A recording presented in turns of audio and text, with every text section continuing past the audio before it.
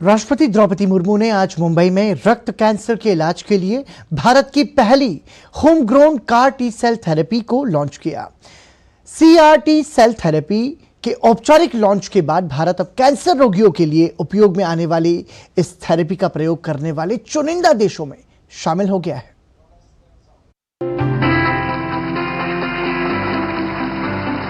राष्ट्रपति द्रौपदी मुर्मू ने गुरुवार को IIT मुंबई में कैंसर रोधी CAR-T सेल थेरेपी का शुभारंभ करके इसे राष्ट्र को समर्पित किया।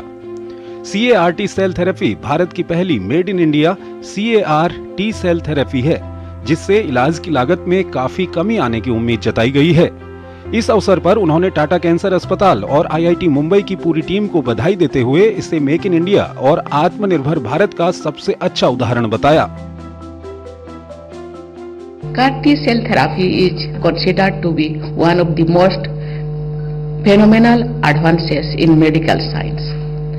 It has been available in the developed nations for some time, but it is extremely costly and beyond the reach of most patients around the world. What is new about the therapy being launched today, as I understand it, is that it costs 90% less than what is available elsewhere. I am told that this is the world's most affordable CAR-T cell therapy. Moreover, it is also an example of the Make in India initiative, a shining example of Atmanirbhar Bharat. CAR-T cell therapy को IIT और TMC ने संयुक्त रूप से स्वदेशी रूप से विकसित किया है। इस थेरेपी का उपयोग पश्चिमी देशों में किया जाता है और बहुत महंगा होने के कारण भारतीय मरीज इसका लाभ नहीं ले पाते हैं। इसे देखते हुए देश की दोनों शीर्ष संस्थानों ने इसे भारत में विकसित करने पर काम करना शुरू कर दिया और आखिरकार उनका दृढ़ संकल्प रंग लाया। CAR-T सेल थेरेपी में फ़र्क ये होता है कि मरीज़ के अपने ही जो प्रतिरोधक जो सेल्स होते हैं, वाइट सेल्स होते हैं, जो प्रतिरोधक शक्ति प्रदान करते हैं, ऐसे T सेल्स बोले जाते हैं, उन सेल्स को निकाला जाता है। अब वो शरीर में है T सेल्स, लेकिन वो कैंसर को काबू में नहीं ला पा रहा है, इसीलिए कैंसर बढ़ रहा है। तो यहाँ पे इसमें क्या किया जाता है कि उन T सेल्स को पहले निकालते हैं और फिर उन T सेल्स को सक्षम बनाया जाता है जेनेटिक इंजीनियरिंग के द्वारा। उनमें जो एंटीजेंस आप चाहते हो वो इंट्रोड्यूस करते हो, वो डालते हैं। इस शोध में अहम भूमिका निभाने वाले बायोसाइंस और बायो इंजीनियरिंग के एसोसिएट प्रोफेसर राहुल पुरवार ने कहा कि इस थेरेपी की सबसे अच्छी बात यह है कि इससे कैंसर के पूरी तरह ठीक होने की संभावना है। उन्होंने इसे देश के लिए गौरव का क्षण बताते हुए कहा कि ये विकसित भारत की ओर हमारा पहला कदम है।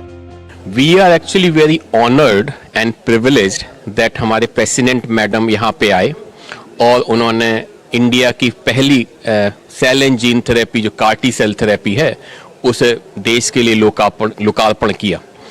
हम बहुत खुश हैं और आई थिंक अब ये जो मैसेज है कि इंडिया में जीन थेरेपी अवेलेबल है कैंसर जैसी डिसीज के लिए, अब ये मैसेज कई लोगों तक पहुंचेगा और कम्युनिकेशन बेटर होगा, जिससे लोगों को जानकारी होगी, कैंसर के पेशेंट को पता चलेगा कि इंडिया में जीन थेरेपी हुआ है, वो हो सकता है वो इससे लाभ मिले उन लोगों को। CAR-T सेल थेरेपी इम्यूनोथेरेपी और जीन थेरेपी का एक रूप है।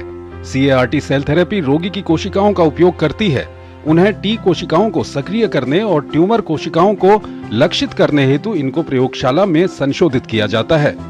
पिछले कुछ वर्षों में तकनीक विकास के चलते कैंसर के इलाज में बड़ी सफलता मिली है।